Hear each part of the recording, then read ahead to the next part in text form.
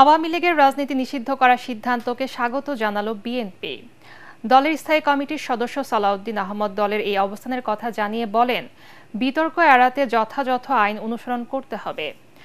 রাজধানীর মাতৃভাষা ইনস্টিটিউটে এক সেমিনারে তিনি এই কথা বলেন। অনুষ্ঠানে আইন উপদেষ্টা ডক্টর আসিফ নজরুল বলেন, কেউ যাতে ফ্যাসিস্ট হয়ে উঠতে না পারে সেজন্য প্রধানমন্ত্রীর ক্ষমতা কমানো উচিত। তিনি বলেন, পৃথিবীর কোনো দেশে প্রধানমন্ত্রী হিসেবে 2 মেয়াদ নির্ধারণ করে দেওয়ার নজির নেই। নতুন সংসদীয় সংবিধান প্রণয়ন করবে জানিয়ে উপদেষ্টা বলেন, এজন্য 8-9 বছরও লাগতে পারে। রাষ্ট্রের গণতান্ত্রিক কাঠামো সংস্কারে নাগরিক উদ্যোগ, নাগরিক কোয়ালিশন ও সংবিধান সংস্কারে নাগরিক জোটের 7 প্রস্তাবের উপর এই সেমিনারের আয়োজন করা হয়। এখন আপনারা যে একটা সংসদ একই সাথে সংবিধান প্রণয়নের কাজ করে, প্রধানমন্ত্রী মেয়াদ যে 2 বছর আপনারা বলেন, এটা খুব জনপ্রিয় দাবি, আমারও দাবি। তা আমি দেখলাম যে কোন একটা সময় সম্ভবত সালাউদ্দিন ভাই বা বিএনপির একজনই কোথাও বলেছেন, প্রধানমন্ত্রী 2 বছর পৃথিবীর কোন দেশে আছে? আমেরিকার রাষ্ট্রপতির কাছে আছে।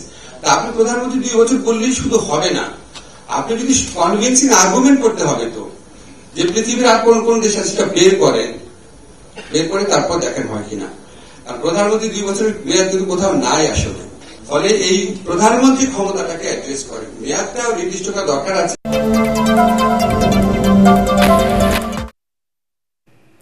রাজনৈতিক দলের অপরাধের বিচার করার বিধান যুক্ত করে আন্তর্জাতিক অপরাধ ট্রাইব্যুনালের আইন সংশোধনের অধ্যাদেশের গ্যাজেট প্রকাশ করা হয়েছে।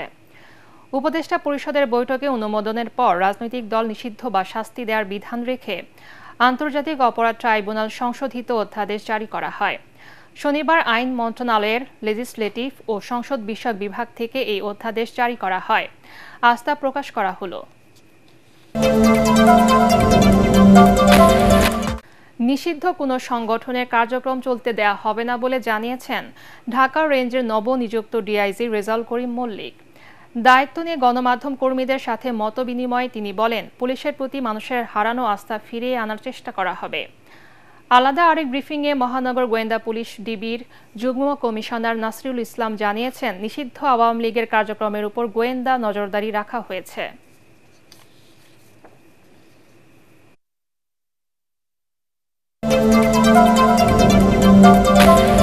সারা দেশে বইছে তীব্র তাপদাহ।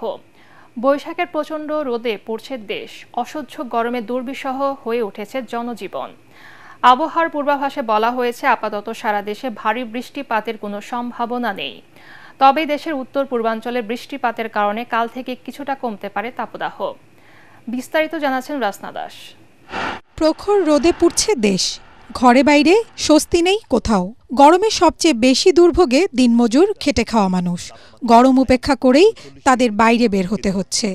রোদের তীব্রতা থেকে রক্ষা পেতে অনেকেই আশ্রয় নিয়েছে পার্ক, রাস্তার পাশে গাছের ছায়ায়। গাড়ি চালানো যাচ্ছে না, এত রোদ, তারপরেও তো চালাইতে হবে, খরচের টাকাটা উঠাইতে হবে। আজকে তা ছুটির দিন, গরমের এই যে গামাছি পাউডার লাগাই বাইরে বের হয়েছি। গরমে থাকা যে তাপ, যে রৌদ্রে যে তাপ, এই তাপগুলো আপনার চেহারার উপরে লাগতেছে। তাপটা এত বেশি, মানে কালকে আমার জ্বর এসে গেছে, জ্বর এখনো আছে। আমরা তো পরিবেশের বিষয়ে সচেতন না, তো বৈশ্বিক উষ্ণতার কারণেই আমাদের দেশেও টেম্পারেচার বাড়তেছে। এদিকে আবহাওয়া অধিদপ্তর জানিয়েছে, কাল থেকে রাজধানী সহ সারা দেশে তাপমাত্রা কিছুটা কমবে।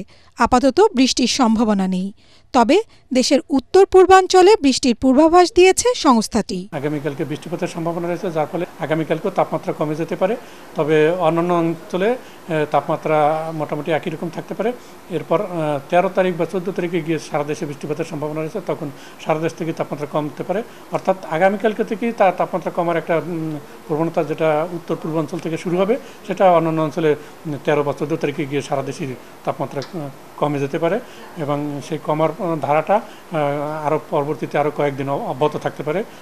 অর্থাৎ এখন যে অস্বস্তি অবস্থা আছে, সেই অস্বস্তি অবস্থা থেকে 13 তারিখের পর থেকে আমরা কিছুটা হইলেও স্বস্তি পাব। এবছর এপ্রিল মাসে স্বাভাবিকের তুলনায় 46% বৃষ্টি কম হয়েছে।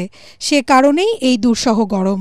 শনিবার চুয়াডাঙ্গায় তাপমাত্রা রেকর্ড করা হয়েছে 42 ডিগ্রি সেলসিয়াস, যা চলতি মৌসুমের সর্বোচ্চ। রাসনা দাস, এটিএন বাংলা, ঢাকা। দীর্ঘ 15 বছর পর দেশে ফিরেছেন শেখ হাসিনার উপর গ্রেনেড হামলা মামলার ফাঁসির দণ্ড পাওয়া হানিফ পরিবহনের চেয়ারম্যান মোহাম্মদ হানিফ। যুক্তরাজ্য থেকে বাংলাদেশ এয়ারলাইন্সের একটি বিমানে দেশে ফেরেন তিনি। 5 আগস্ট আওয়ামী লীগ সরকারের পতনের পর ফাঁসির দণ্ড থেকে খালাস পান তিনি।